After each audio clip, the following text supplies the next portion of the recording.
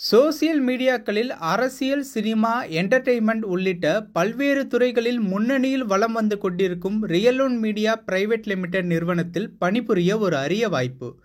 Visual editor 2 வருட அனுபவம், cameraman 2 வருட அனுபவம், டிடிபி தமிழ் டைப்பிங் 2 வருடம் அனுபவம் உள்ளிட்ட வேலைகளுக்கு ரெஸ்யூம் அனுப்ப வேண்டிய வாட்ஸ்அப் எண் 8610286061. சென்னைக்கு வந்த மாயாவதி அவர்கள் கூட அவங்க கிளியர் கட்டாக சொல்லிட்டாங்க, திமுக அரசு இந்த கொலையில் சம்மந்தப்படலன்னா சிபிஐ விசாரணைக்கு உத்தரவிடு. வெறும் சிபிஐ விசாரணைக்கு உத்தரவிடுன்னு சொல்லலை, நீங்கள் இன்வால்மெண்ட் இல்லைன்னா சிபிஐக்கு உத்தரவிட்டுருங்க அப்படின்னு அந்த அம்மா சொல்லிட்டாங்க. தமிழ்நாட்டில் இருக்கிற முக்கியமான நபர்களுக்கெல்லாம் தெரிந்து தான் இது நடக்க போகுதுன்னு தெரிஞ்சு நடந்திருக்கு அப்படின்ற மாதிரி இன்னைக்கு ஒரு டாக் வருது. இன்னைக்கெல்லாம் பார்த்தீங்கன்னா நீங்கள் சிலரின் பெயர்களே உச்சரிக்கப்பட்டது. அவ்வளோ ரவுடிகளா இல்லை அரசியல் தலைவர்கள் போர்வையில் இருக்கிற கயவர்கள், இந்த சமூகத்தை காட்டி கொடுத்தும் கூட்டி கொடுத்தும் காவு வாங்க துடிக்கிற வெறியர்கள். இன்றைக்கு மாற்றப்பட்டிருக்கிற அதிகாரி சொல்றாரு, அந்த கன்ஃபெக்ஷன் ஸ்டேட்மெண்ட்டை அப்படியே சொல்றாரு, இதுல வந்து அரசியல் உள்நோக்கம் இல்லை. எப்படி ஒரே நாள் கண்டுபிடிச்சேன்? நான் மைகி போட்டு பார்த்தியா? புதிய கமிஷனர் வராரு, அவர் திறமையானவர் தான், அவரோட திறமை மேலாம் யாரும் குறை சொல்ல முடியாது, நல்ல மனிதர். பழைய கமிஷனர் ஏன் மாற்றப்பட்டா? அப்போ தப்பு எங்க நடந்தது? இப்போ நீங்க இந்த கமிஷனத்துக்கு இன்னொரு இடத்துல அதே பொறுப்போட தான் போட போறீங்கன்னு வச்சுங்க, பட் ஏன் மாத்தினீங்க? இன்னைக்கு இவங்கெல்லாம் சொல்றாங்க உண்மை குற்றவாளி பொய் குற்றவாளி. நான் அதுக்குள்ளே போல. இந்த சம்பவம் எப்படி நடந்தது? காவல்துறைக்கு தெரிந்து நடந்ததா இல்லை காவல்துறை கண்டுக்காமல் விட்டதா? உளவுத்துறையோட வேலை என்னன்னா, ஒரு சம்பவம் நடக்க போதுனா ஸ்மெல் பண்றது, ஸ்மெல் பண்ணி அதை நடக்க விடாம தடுக்கிறது தான் அவங்களோட வேலை. நீங்க நடக்க விடாம என்ன பண்ணீங்க? என்கிட்ட வந்து சொல்லிட்டீங்க, ஆம்ஸ்டாங் கிட்ட சொல்லிட்டீங்க. அப்ப ஆம்ஸ்டாங் வந்து ஊபி மத்திய பிரதேச மாதிரி ஒரு 50 பேர் துப்பாக்கியோட அப்படி வெளியில தெரியுற மாதிரி தலைப்பா கட்டி நிக்க சொல்றாரா? அப்படி நின்னா நீங்க விட்டுருவீங்களா? இப்போ திமுகவில் ஒருத்தருக்கு இந்த மாதிரி ஒரு திட்டம் இருக்குன்னு ஒரு நோட்டு வருதுங்க, அவங்ககிட்ட சொல்லிட்டு விட்டுருவீங்களா?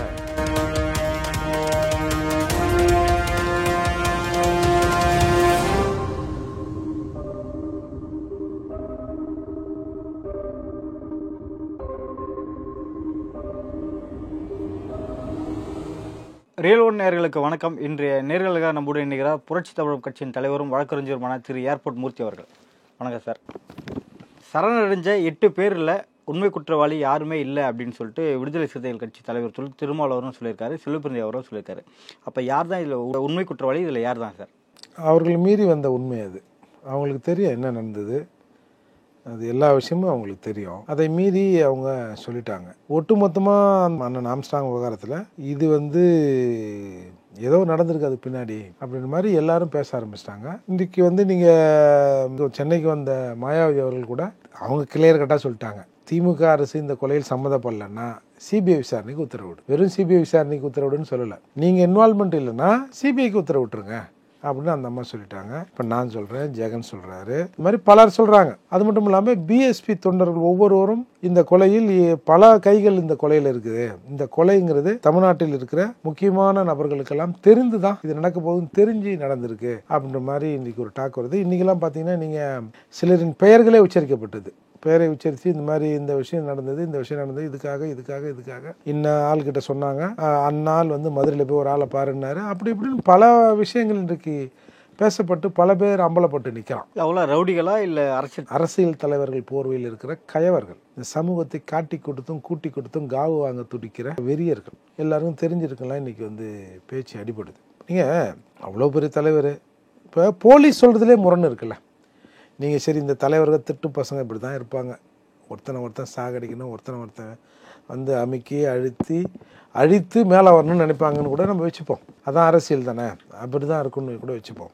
போலீஸ் வந்து சொல்கிற அந்த விஷயத்திலிருந்தே வந்து ஒரு முரண் இருக்கிறது எல்லாரும் உணர்றாங்க. ஃபஸ்ட்டு வந்து இந்த சம்மந்தப்பட்டவர்கள் ஏதோ பெரியபாளையம் ஸ்டேஷனில் ஒரு பிஎஸ்பி பொறுப்பாளர் கூட பேசியிருப்பார் பிரபல தொலைக்காட்சியில்.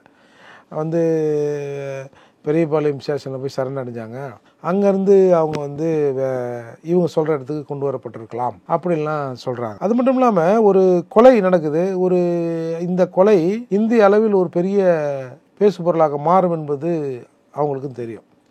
அப்படி இருக்கிற போது கொலை பண்ணிவிட்டு ஒரு 2 மணி நேரம் 3 மணி நேரத்தில் போய் அசால்ட்டாக போய் மொத்தமாக போய் ஏதோ டூர் போகிறதுக்கு வேனுக்கு போகிறோம்ல, சரி குற்றாலத்தில் குளிச்சாச்சு, அடுத்து எங்கப்பா வேறு ஒரு அருவி இருக்கே, அந்த அருவிக்கு நேராக வண்டி விடுங்க போனால் ஏதோ கும்பலாக போய் வேன்லேயே போய் அங்கே போய் சரணடைன மாதிரில இவங்க வந்து சொல்கிறாங்க. அது மட்டும் இல்லாமல் மறுநாள் வந்து இன்றைக்கு மாற்றப்பட்டிருக்கிற அதிகாரி சொல்கிறாரு, அந்த கன்ஃபெக்ஷன் ஸ்டேட்மெண்ட்டை அப்படியே சொல்கிறார். இதில் வந்து அரசியல் உள்நோக்கம் இல்லை. எப்படி ஒரே நாள் கண்டுபிடிச்சா? நான் மைகி போட்டு பார்த்தியா அரசியல் உள்நோக்கம் இல்லைன்னு? ஒரு கேஸ்னால் பல கோணங்களில் விசாரிக்கப்படும். நேரடியாக அந்த தவறில் ஈடுபட்டவனை போய் கப்புன்னு பிடிச்சிட மாட்டாங்க. தேவையில்லாத பல பேர் அந்த விசாரணை வளையத்துக்குள்ளே வருவாங்க. அதுலேருந்து ஏதாவது ஒரு லீட் கிடைக்கும். இல்லை இதுக்கும் அதுக்கும் சம்மந்தமே இல்லாதவனு கூட போலீஸ் விசாரிக்கும். அப்போ பல கோணங்களில் விசாரித்தா தான் ஒரு கோணத்தில் உண்மை வந்து எங்கேயாவது ஒரு இடத்துல இருக்கும். அப்படி இருக்கிற போது இல்லைல்ல வந்தவங்க தான் குற்றவாளிகள், இவங்க தான் செஞ்சாங்க, அரசியல் நோக்கம் எல்லாம் இல்லை அப்படின்னு எப்படி நீங்கள் சொல்கிறீங்க அப்படின்னும் போது அதில் ஒரு பெரும் சந்தேகம் ஏற்பட்டிருக்கு. அதுக்கப்புறம் புதிய கமிஷனர் வராரு. அவர் திறமையானவர் தான். அவரோட திறமை மேலாம் யாரும் குறை சொல்ல முடியாது, நல்ல மனிதர். பழைய கமிஷனர் ஏன் மாற்றப்பட்டார்? அப்போ தப்பு எங்கே நடந்தது? இப்போ நீங்கள் இந்த கமிஷனத்துக்கு இன்னொரு இடத்துல அதே பொறுப்போடு தான் போட போகிறீங்கன்னு வச்சுங்க. பட் ஏன் மாற்றினீங்க? சரி, அவர் எந்த அளவுக்கு அதில் வந்து இருந்தார், இல்லை அதை கண்டுக்காமல் இருந்தார், அவரோட ரோல் என்ன? அதில் ஏதாவது ஒரு காரணத்தை வச்சு தானே மாற்றிருப்பீங்க, திடீர்னு மாற்றிருக்க மாட்டீங்க. என்னத்துக்கு மாற்றினீங்க அப்படின்ற ஒரு பாயிண்ட். இன்னொன்று, உங்களுக்கு தெரியும் திருச்சி ராமஜெயம் மர்டர் ஆகிறார். கொஞ்ச நாள் கழிச்சு அவர்கிட்ட இருந்து ஒன்று இல்லை, அதை யாரோ வெட்டிட்டான் சகிச்சிட்டான் அப்படிலாம் சொன்னாங்க. ஆனால் ராமஜெயம் இறந்த போது உடனே மறுநாளே அவர் பெரிய ரவுடி, அவர் பெரிய கட்ட பஞ்சாயத்து, நேரெலாம் ஒன்றும் இல்லையா, ராமஜெயம் தாயா. ஒரு ஏட்டுலேருந்து வந்து எஸ்பி வரைக்கும், ஐஜி வரைக்கும், டிஐஜி வரைக்கும் ராமஜெயம் யாரை சொல்கிறாங்களோ அவங்கள தான் போடுவாங்க. அப்படியே சிட்டியை கையில் வச்சுருந்தாருயா. ஜெயலலிதாவை வந்து தோற்கடிப்பதற்கு கலைஞர் அவர்கள் நேருவை பயன்படுத்தலாம், ராமஜெயத்தை தான் பயன்படுத்தினார். அவ்வளோ பெரிய ஆளியா அவர், தொழிலதிபரியா, அதாவது அதுயா இதுயா சீட்டியா அதுயா இதுயா எல்லாத்தையும் வந்து கிளப்பினாங்க. ஆனால் எப்போ கிளப்பினாங்க? இருந்ததுக்கப்புறம் கொஞ்ச நாள் கழித்து இறக்கிறார். அவர் இறப்பு ஒன்று எடுக்க கூட போடல, ஒரு பக்கம் கிளப்பிட்டால. அவர் பொறுக்கி, அவர் ரவுடி, அவர் கட்ட பஞ்சாயத்து, 7 கேஸ் இருந்தது. கட்ட பஞ்சாயத்து பண்ணுறவர் எதுக்கு போலீஸ் வெளியே விட்டு வச்சுருந்தீங்க? இன்றைக்கி ஆம்ஸ்டாங்கால் ஒரு 1000 1500 வழக்கறிஞர்கள் படிச்சிருப்பதா ஒரு லிஸ்ட்டை சொல்கிறானுங்கள பசங்க. நான் கூட எங்கள் அப்பா கூட என்னை படிக்க வைக்கல, எங்கள் அண்ணன் தான் என்னை படிக்க வச்சாரு. நாங்கள் இன்றைக்கி கருப்பு பேண்ட்டு வெள்ளை சட்டை, இல்லை வெள்ளை சட்டை வெள்ளை பேண்ட்டு போடுறோன்னா அதுக்கு வந்து ஆம்ஸ்டாங் அண்ணன் தான் காரணம். ஆம்ஸ்டாங் அண்ணன் காரணங்கிறது மூர்த்தி அண்ணன் காரணம். அப்போ அதுக்கடுத்து ஆம்ஸ்டாங் அண்ணன் அதை செய்கிறார். அப்பேற்பட்டவர் இம்மிடியேட்டாக நீங்கள் ரவுடின்னு சொல்ல வேண்டிய நிர்பந்தம் உங்களுக்கு என்ன? 21 கிலோமீட்டர் ஜனங்க நடந்து போகிறாங்க. காட்டுங்க, தமிழ்நாட்டில் யாருடைய சாவுக்காவது, யாருடைய அந்த மரண ஊர்வலத்தில் 21 கிலோமீட்டர் யாராவது நடந்து போயிருப்பானா? எத்தனை பேர் அழுகுறான்? இன்றைக்கும் அழுகுறான்ல. அப்போது ஒட்டு மொத்தமாக இந்த சமூகத்தை கொச்சைப்படுத்துகிற வேலையில் திட்டமிட்டு நீங்கள் ஏன்டா இறங்குறீங்க? ஒரு பத்திரிகையாளர் இந்த ஐடிவிங்கெல்லாம் வச்சு அவர் வந்து ஆர்வத்தில் காசு ஆகிட்டார். சரி, 5000 கோடி வந்து பிரிப்பதில் தகராறு. 5000 கோடி 4000 கோடி அண்ணனே எடுத்து முட்டாரா? வாயில் எனக்கு அசிங்கமாக தான் வருது. ஜனங்களுக்கு ஒரு பிரச்சனையை பேசி தீர்வு காண்றாரு. சரி, வந்து பங்கு தகராறுன்றல, எவன் பங்கு போட்டான் சொல்லுங்கடா? 5000 கோடி நீங்களே சொல்கிறீங்க. 5000 கோடியில் உங்கள் சம்மந்தப்பட்ட ஆளுங்க யாருமே இல்லையா? அப்போது உங்களுக்கு பட்டியல் சமூகத்திலேருந்து ஒருத்தன் வந்தான்னா, அவன் கொஞ்சம் துடுக்காக இருந்தான்னா அவன் ரவுடி, அவன் பொறுக்கி, இது இப்போ மட்டும் சொல்லி நீங்கள் காலங்காலமாக இப்படி தான் சொல்கிறீங்க. ஆனால் ஆம்ஸ்டாங் என்ற ஒரு உயிர், உங்கள் கணக்குப்படி 57 படுகொலைகள் 6 மாதத்தில் சென்னையில், இது 58. அப்படி இல்லைடா, லட்ச மக்கள் இன்றைக்கு வந்து ஆம்ஸ்டாங்காக அழுகுறான்ல, அவனோட உயிர் அது, ஊமைகளின் குரல் அது. அந்த ஊமைகளின் முனங்களை கேட்பதற்கு ஒரு காது இருந்தது, பல காதுகள், ஒரு 4-5 காதுகள் இருந்தது. அதில் ஒரு காது அண்ணனோட காது, அதான் அந்த காதை வெட்டினான். உங்கள் சமூகத்திலேருந்து உங்கள் ஆளுங்க வந்து அவங்க குறைய சொன்னால் கேட்டுருவியா? அவரோட இறப்பை பார்த்தீங்களா அந்த வீடியோக்குள்ள, காதை சிதைச்சிருக்கான் பாருங்க. அப்போ உங்கள் ஜனங்க உங்ககிட்ட வந்து சொன்னால் இந்த காது கேட்டுருமா? கேட்டு தான் இவ்வளோ பண்ணதா அப்படிங்கிற மாதிரி கூட அதை பார்க்கலாம்ல. ஆக ஒட்டுமொத்தமாக இன்றைக்கி இவங்கெல்லாம் சொல்கிறான் உண்மை குற்றவாளி பொய் குற்றவாளி. நான் அதுக்குள்ளே போகல. இந்த சம்பவம் எப்படி நடந்தது? காவல்துறைக்கு தெரிந்து நடந்ததா, இல்லை காவல்துறை கண்டுக்காமல் விட்டதா? இந்த உளவுத்துறை அவரை நேரடியாக கூப்பிட்டு எச்சரித்ததாகவே சொல்கிறாங்க. உளவுத்துறைக்கு இந்த கம்ப்ளைண்ட் வந்ததும் அவர் ஃபார்வர்ட் பண்ணதாகவும் சொல்லப்படுது இல்லை? ஃபார்வர்ட் பண்ணதோடு உங்கள் வேலை முடிஞ்சிடுதா? சொல்லுங்கள். ஒரு உளவுத்துறையோட வேலை என்னென்னா, ஒரு சம்பவம் நடக்க போதுனா ஸ்மெல் பண்ணுறது, ஸ்மெல் பண்ணி அதை நடக்க விடாமல் தடுக்கிறது தான் அவங்களோட வேலை. நீங்கள் நடக்க விடாமல் என்ன பண்ணீங்க? என்கிட்ட வந்து சொல்லிட்டீங்க, ஆம்ஸ்டாங்கிட்ட சொல்லிட்டீங்க, இந்த மாதிரி என்ன உங்களுக்கு இது மாதிரி இருக்குது நீங்கள் பார்த்துங்கன்றீங்க. அப்போ ஆம்ஸ்டாங் வந்து ஊபி மத்திய பிரதேஷ் மாதிரி ஒரு 50 பேர் துப்பாக்கியோட அப்படி வெளியில் தெரியுற மாதிரி தலைப்பா கட்டி நிற்க சொல்கிறாரா? அப்படி நின்னா நீங்கள் விட்டுருவீங்களா? இப்போ திமுகவில் ஒருத்தனுக்கு இந்த மாதிரி ஒரு த்ரெட்டு இருக்குன்னு ஒரு நோட்டு வருதுங்க, அவங்ககிட்ட சொல்லிட்டு விட்டுருவீங்களா? பாதுகாப்பு பண்ண மாட்டீங்க, செக்யூர் பண்ண மாட்டீங்க அந்த அவரோட உடமையும் உயிரையும். அப்போ ஏன் விட்டீங்க? தெரிஞ்சு விட்டீங்களா இல்லை துப்பு கட்டு உங்களுக்கு தெரியாமல் போச்சா? ரெண்டுவே பதில் தான். தெரிந்தே நீங்கள் அலோவ் பண்ணீங்களா இல்லை உங்களுக்கு அவ்வளோ திறமை இல்லையா? அவ்வளோ திறமை இல்லைன்னு சொல்லலாம், நாங்கள் ஒத்துக்க மாட்டோம். தமிழ்நாடு போலீஸ் அப்படிலாம் இல்லை. தமிழ்நாடு போலீஸ் திறமை மிக்கவர்கள், அவர்கள் எல்லாத்தையும் பண்ணுவாங்க. அதெல்லாம் நம்ம அப்படி ஒட்டுமொத்தமாக 1-2 காவல் அதிகாரிகள் போலீஸ்காரங்க தப்பு பண்ணுறாங்க, ஒட்டுமொத்தமாக இவங்க சொன்னாங்கல்ல காவல்துறையின் ஈரல் கெட்டு போச்சு, அப்படிலாம் இல்லை. எங்கன்னா ஒரு புண்ணுக்குன்னு சின்ன சின்ன புண்ணு இருக்கும், அது ஒரு பிரச்சனை இல்லை. அதால் இதில் இன்றைக்கு என்ன சொல்கிறாங்க, ஒரு பெரிய அரசியலில் இருக்கிற ஒரு பெரிய தலைவரும் சம்மந்தப்பட்டிருக்கார். நம்ம மிஞ்சி கேட்டோம்னா இன்னும் பெரிய ஒழுங்கு மாதிரி பேசுகிறீங்க, உங்கள் ஆளுங்க கூட தான் சம்மந்தப்பட்டிருப்பாங்க, உங்கள் ஆளுங்களுக்கு கூட தான் தெரிஞ்சிருக்கும் அப்படியும் இன்றைக்கி பேசுகிறாங்க. பல வலைதளங்களில் நேரடியாக அந்த சம்மந்தப்பட்ட பெயர்களை குறித்தும் இன்றைக்கி பேச்செல்லாம் வந்துடுச்சு. யார் சார் அதை நீங்கள் தேடி பாருங்கள். நம்ம என்னென்னா ஒரு இன்வெஸ்டிகேஷன் நடக்கிற போது அந்த பேர்களை என் வாயால் சொல்ல வேணான்னு பார்க்குறேன். ஏன்னா சந்தேகத்தை நாங்கள் கேட்போம், உண்மை ஒன்று தாங்க இருக்கும், பல வழிகளில் சந்தேகங்கள் வருங்க. அந்த சந்தேகத்தில் ஏதாவது ஒரு பதில் கூட இருக்கும். இந்த கொலை நடத்தப்படுவது பழிக்க பழியா இல்லை வேற ஏதாவது இருக்கா? இதில் இது சித்தாந்த படுகொலை தான், அது ஒரு சித்தாந்த படுகொலை தான். அது ஒரு இன்னொரு சித்தாந்தம் வந்துடக்கூடாதுன்னு ஒரு பக்கம் யோசிக்கிறாங்க. இல்லை ஒரே சித்தாந்தத்துக்குள்ளே நடக்கப்பட்டதா இல்லை வேற ஒரு சித்தாந்தத்தில் நடத்தப்பட்டதா? வேற ஒரு சித்தாந்தத்துக்காக ஒரே சித்தாந்தம் சேர்ந்து நடத்தப்பட்டது, இல்லை ஒரே சித்தாந்தம் தெரிந்து கொண்டு நடத்தப்பட்டது. நீங்கள் அப்படி இப்படி வந்துடுங்க உண்மை. அதாவது வெளிப்படாத ரகசியங்களே கிடையாதுன்னு பைபிள் வாசகம் ஒன்று இருக்குது. தமிழில் கூட சொல்லுவாங்க, நம்ம இதில் கூட சொல்லுவாங்கள்ல, உண்மையை எத்தனை நாளைக்கா மறைச்சிருவேன், கத்திரிக்காய் முளைச்சா கடத்தருக்கு வந்தாகணும்னு நீ சாதாரணமாக சொல்லுவாங்கள்ல. அதால் மிக விரைவில் அதெல்லாம் வந்துடும் சார். இயல்பாக ஜனங்க அழுகுறாங்க சார், ஐயோ என் புள்ள போயிடுச்சு, எங்கள் அண்ணன் போயிடுச்சுன்னு. ஏன்டா தலைவருங்க மேடையில் என்ன அழுகுறீங்க? என்ன நடிக்கிறீங்களாடா? என்ன நடிக்கிறீங்களா? பல வாய்க்கு சொல்லிச்சுல, மாயாவதியின் பருப்பு இங்கே வேவாது சொன்னவன் யார்? யார் சார்? திமுக சொல்லிச்சா, அதிமுக சொல்லிச்சா, காங்கிரஸ் சொல்லிச்சா? எங்களை போன்ற இயக்கம் நடத்துறவங்களாம் தான் பேசுனாங்க. முதன்மையான இயக்கமா? முதன்மையான இயக்கம் தான். மாயாவதியின் பருப்பு இங்கே வேவாது, அப்போ வேற யாவும் பருப்பு வேவும். இப்பெல்லாம் இருந்தவங்க தானே. பானை உடைபடும், மாயாவதியின் யானை அதை போடும் இதை போடும், என்னென்னமோ பேசுனீங்கல்ல. நீர் கண்ணீர் வடிக்கிறீங்க. இப்போ நீங்கள் அரசியல் இருக்கிறீங்க, நீங்கள் நினச்சிருந்தா தடுத்துருக்கலாம்ல. அவங்களால ஒருத்தர் இருக்கா, ஏன் தெரிஞ்சா அவள் தான். ஏன் இங்கே யாரும் 100 வருஷம் 200 வருஷம் இருந்து போகிறதில்ல. சாதாரண இப்போ ஆம்ஸ்டாங் கொஞ்சம் அப்படி கொஞ்சம் நடுத்தர வசதி, மற்ற அம்பேத்கர் தலைவர்கள்லாம் சின்ன வசதி தான். செத்தா ஒரு 4 நாளைக்கு, இன்னொரு தலைவர் செத்தானா 4 நாளைக்கு அழ போகிறாங்க, தூக்கி போட்டு வீட்டில் தூக்கி போட்டு போக போகிறாங்க. மற்றவனுக்கு மாதிரி ஒரு 1450 கோடி 2000 கோடி வச்சுக்கின்னு எவனும் இல்லை. இயற்கை மிக வலிமையானது. நீங்கள் மனுஷனே அதுக்கு ரியாக்ஷன் காட்டலன்னு வச்சுங்க, இயற்கை ரியாக்ஷன் காட்டிடும்.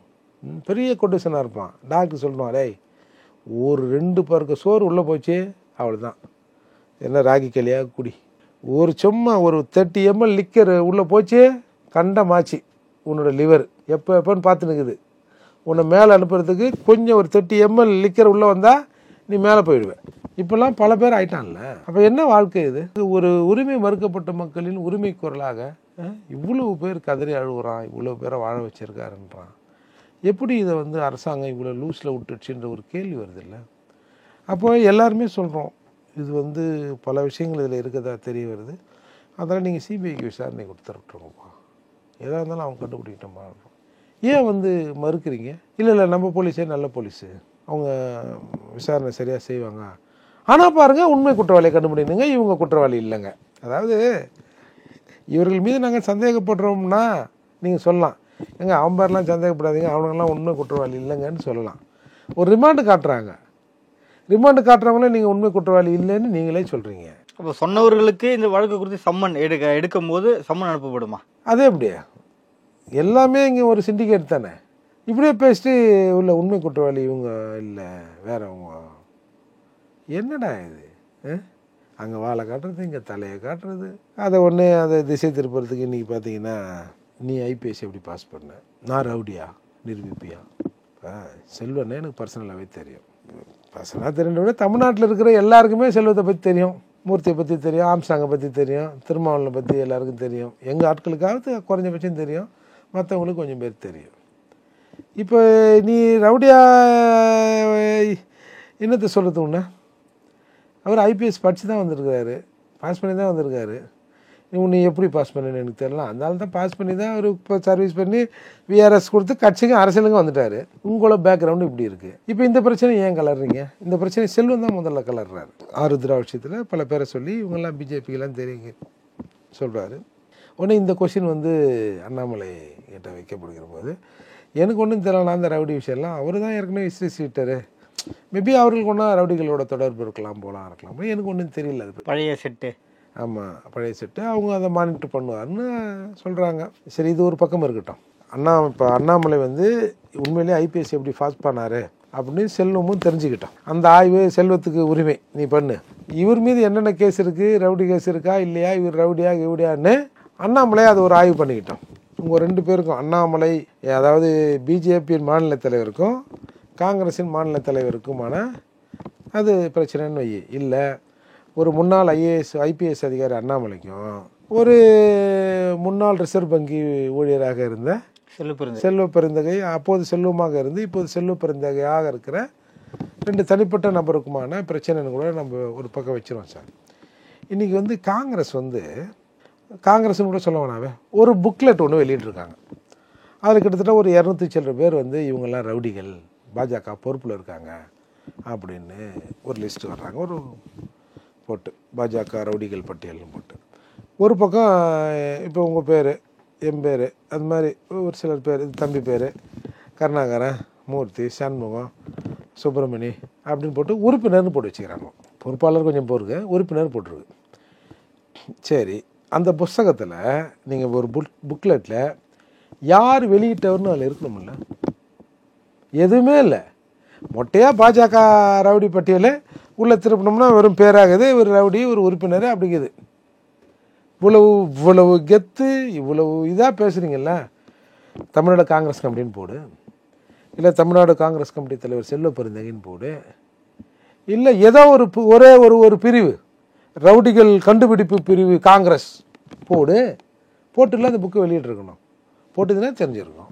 இல்லை, அண்ணாமலை அவர்களே என்ன சொல்கிறாரு அப்படின்னா, செல்வ பெருந்தகை பற்றி அந்த லிஸ்ட்டு அவர் எதிர்த்து பேசுனதுக்காக காங்கிரஸில் இருக்க பல தலைவர்கள் ஃபோன் பண்ணி என்னை பாராட்டினாங்க அப்படின்ற மாதிரி சொல்லியிருக்காரு. இல்லை, அது காங்கிரஸ்காரங்கண்ணே சார். காங்கிரஸ் கூட்டத்துக்கு போனால ஒரு வேட்டி இடுப்புலையும் ஒரு வேட்டி பையனில் வச்சுன்னு போகணும், ஒரு சட்டை உடம்புலையும் ஒரு சட்டை கையில் வச்சுன்னு போகிற காங்கிரஸ் பார்ட்டி அது. நான் என்ன சொல்கிறேன், இப்படி இந்த தனிநபர்கள் லிஸ்ட்டு போட்டிருக்குல்ல, இப்போ சுப்பிரமணியன் ஒரு பேரை போட்டு இவர் ரவுடி லிஸ்ட்டில் இருக்கார், இவர் உறுப்பினர்னு போடுறேன். நீ சுப்பிரமணி கேஸ் பண்ணலாம் பேரில், என்னை எப்பரா நீ வந்து வெளி உலகுக்கு ரவுடின்னு சொல்கிற, நான் எப்பரா ரவுடி அப்படின்னு அந்த உறுப்பினராக இருக்கிறவர்கள் இல்லை அந்த பொறுப்பில் இருக்கிறவங்க கேஸ் போட்டால் நீ என்ன பேசுவ? இது வந்து ஒரு 200 சில்லற பேரோட மனித உரிமையை பாதிக்கிற செயலில் உனக்கும் அண்ணாமலைக்கும் 1000 இருக்கட்டும், இல்லை பாரதிய கட்சி தலைவர் மாநில தலைவருக்கும் காங்கிரஸ் கட்சி தலைவருக்கும் 1000 இருக்கட்டும், எதுக்கு ஒரு 200 பேர் எடுத்து வெளியிடுற? அப்படி வெளியிடுறது உனக்கு தைரியம் இருந்தால் இப்போ சொல்கிறல்ல, நான் பிசிஆரில் போட்டால் என்ன ஆகும்? சரி, அப்போ இருக்கிறவன் நீ பேரை போட்டு வெளியிட்டா அவன் கோர்ட்டுக்கு போனால் என்ன பண்ணுவோம்? கேஸ் போட்டால் இது எவ்வளோ பெரிய அநாகரிகம்! இது அறிவுக்கு உகந்த செயலா? உறுப்பினர் பேரெல்லாம் போட்டு இவர் ரவுடி நமக்கு தெரியல நம்மளை பற்றி. நான் வந்து ரொம்ப அதிகம் பேசக்கூடாது, நம்ம நண்பர் அவர். அப்போ ஒரு நாகரிகம் வேணும். உனக்கும் அண்ணாமலைக்கும் பிரச்சனை, நீங்கள் எதை வேணாலும் பேசுங்க. கொஞ்சம் பேர் இப்படி லிஸ்ட் எடுத்து விட்டுக்கிற, நாளைக்கு ஒத்துக்குவாரா? ஆமாம், காங்கிரஸ் கமிட்டி தான் அந்த லிஸ்ட்டை வெளியிட்டதுன்னு சொல்லுங்களேன். எத்தனை புகார் காங்கிரஸ் மீது பாய்கிறதுன்னு பாருங்களேன். அதால் சரி, இதையே இப்போ கலர்றீங்க. இப்போ காங்கிரஸுக்கும் பிஜேபிக்கும் பகை இருக்குது, உனக்கும் அவருக்கும் பகை இருக்குது. ஏன்டா ஆம்ஸ்டாங்க ஒருத்தன் ரவுடிங்கிறான், ஆம்ஸ்டாங் வந்து கட்ட பஞ்சாயத்துக்காரன்றான், வந்து அரசு வந்து ஆம்ஸ்டாங்கை காப்பாற்ற தவறி விட்டது என்ற ஒரு பெரும் குற்றச்சாட்டு இன்றைக்கு எல்லா பட்டியல் சமூகத்தில் இருக்கிறவன் மத்தியிலும் எழுந்திருக்கு. இன்றைக்கி அவரோட சமாதியை அவரோட புதைக்கப்பட்ட இடத்துல இன்னமும் அழுதுன்னு இருக்கிறான். பல பேர் இப்போ நான்லாம் உண்மையை சொல்கிறீங்களா, எங்கள் அப்பா இறப்பு என்னை பெருசாக பாதிச்சது. ஏன்னா நான் ஒரு சின்ன வேலை ஒன்று செஞ்சிட்டேன். அப்போ எங்கள் அப்பா சொன்னார், நீ எதுக்கு அவசரப்பட்டு அதை செஞ்ச? என்கிட்ட சொல்லியிருந்தேன்னா நான் யாரையாவது விட்டு அதை செய்ய சொல்லியிருக்கேன். எந்த அப்பா அந்த மாதிரி சொல்ல மாட்டாங்க. உனக்கு அவ்வளோ நெருக்கடின்னா அதை நான் செஞ்சேன். அப்போ எங்கள் அப்பா வந்து காவல்துறை உதவி ஆய்வாளராக இருக்கார். அவர் சொல்கிறாரு, நான் யாராவது விட்டு அதை என்னன்னு போய் பாருங்கன்னு இருப்பேனே, நீ எதுக்கு அதை பண்ண அப்படின்னாரு எங்கள் அப்பா. அப்போது எங்கள் அப்பா மரணம் என்னை வெகுவாக பாதித்தது. அடுத்து என்னை பாதித்த ஒரே மரணம் ஆம்ஸ்ட்ராங் மரணம் தான். ஏன்னா நமக்கு அந்த எல்லா விஷயங்களும் தெரியும்ல, அவர் கூட நெருங்கி இருக்கிறோம், போகிறோம் வரோம், மற்றவர்கள் எப்படி இருப்பாங்க, மற்ற தலைவர்கள் எப்படி நடந்துக்கிறாங்க, ஆம்ஸ்ட்ராங் அண்ணா எப்படி நடந்துக்கிறாரு அப்படின்ற மாதிரி இருக்குல்ல. ஏதாவது ஒரு தப்புன்னா ஒன்றும் இல்லை, நம்ம பகுஜன் சமாஜ் கட்சியில் சாமிதுரைன்னு ஒருத்தர் இருந்தார். அவருக்கும் கட்சிக்கும் ஒரு சின்ன பிரச்சனை வந்ததுங்க. சாமிதுரை ஒரு புத்தக வெளியிட்டு வேறு ஒரு ஆளை வச்சு செய்கிறாருங்க. அப்போ 2-3 பகுஜன் சமாஜ் கட்சியிலேருந்து பசங்க தகராறு பண்ணி அவர்கிட்ட கொஞ்சம் ஒரு மாதிரியா ரஃபாக பிஹேவ் பண்ணுறாங்க. அப்புறம் நான் தான் தடுத்து விட்டு அங்கேருந்து ஆம்ஸ்ட்ராங் அவர்களுக்கு ஃபோனை போடுறேன். என்ன இதெல்லாம் இது எப்படிண்ணா, இது சரியில்லை, இந்த பசங்க பாருங்கள் வந்துருக்கண்ணா. ஐயோ அப்படியாண்ணா, உடனே நான் அவனுங்களை பண்ண சொல்கிறேண்ணா அப்படின்றாரு. அப்போது பல விஷயங்கள் எனக்கு இப்போ இந்த சமூகத்துக்கான விஷயங்கள் அந்த மாதிரி நான் நிறைய விஷயங்களை சொல்லுவேன் நேரடியாக இன்னும் பார்க்குறதால. அதால் என்னை அந்த மரணம் அவ்வளோ பாதித்திருக்குது. இப்போ பல பேர் சொல்கிறான், எங்கள் அப்பா கூட என்னை படிக்க வைக்கல, அண்ணன் தான் எல்லாமே சொல்கிறான்ல. இப்படி இருக்கிற சூழ்நிலை ஆம்ஸ்ட்ராங் விஷயத்தில் அரசு தவறு செஞ்சுருக்குதோ அப்படின்ற ஒரு குற்றச்சாட்டு எழுகிற போது இந்த திமுகவைக்கு நட்பாக இருக்கிற நபர்கள் எப்படி ஆம்ஸ்ட்ராங் மீது ஒரு பிரச்சனையை கலைப்பு விட்டாங்களோ, நீங்கள் திசை திருப்பு தான் இந்த பிரச்சனையை கலைப்பு விட்டால் நான் பகிரங்கமாக சொல்கிறேன். உங்கள் ரவுடி பஞ்சாயத்து நீங்கள் இன்னொரு 10 நாள் கழிச்சு கூட வச்சுக்கலாம்ல பின்னதில். அப்போது இன்றைக்கு இந்த விஷயங்கள் மறுக்கப்பட்டு இப்போ நீங்கள் பல இடங்களில் அண்ணாமலை ஐபிஎஸ்ஸா, செல்வம் ரவுடியா இப்படின்னு இப்போ பட்டிமன்றம்லாம் நடக்குது. இன்றைக்கி ஆம்ஸ்ட்ராங்கோட விஷயம் அப்படியே மழுங்கடிக்கப்பட்டு இது வந்துச்சுல்ல. அண்ணன் மறைவுக்கு முன்னாடி கள்ளக்குறிச்சி அந்த சாராயம் பேசப்பட்டது. அப்புறம் இந்த இறப்பு நிகழ்வுக்கு இது பேசப்பட்டது. இது வேறு மாதிரியா திரும்புதுன்னு ஒன்று செல்வம் பிரச்சனையை எடுத்து இந்த மாதிரி டைவெர்ட் பண்ணி விட்டதை தான் நான் பார்க்குறேன். மடைமாற்றத்துக்கு என்ன காரணமாக இருக்குது நீங்கள் பார்க்குறீங்க? அதுதான் அரசுக்கு இன்றைக்கி ஒரு கெட்ட பேர், ஒரு நெருக்கடி நிற்கிது. எல்லாரும் அதை பற்றியே பேசுகிறான். அதை மடைமாற்றணும், மீடியாக்கள் இதை கொண்டு வரணும், யூடியூப்களில் பலர் இதை பேசி வெளியே வந்தவொடனே அப்புறம் இந்த நீங்கள் நிச்சயம் பார்க்கணும் அப்படிங்கிற எண்ணம் தான். வேறு என்ன, நான் பகிரமாக தானே சொல்கிறேன். உங்கள் பஞ்சாயத்து நீங்கள் எப்போ வேணாலும் வச்சுக்கலாம், இப்போ கலப்ப வேண்டிய அவசியமே இல்லைன்னா. நான் நடப்பு அரசியல் குறித்து பல்வேறு கருத்துக்களை பற்றி மிக்க நன்றி சார்.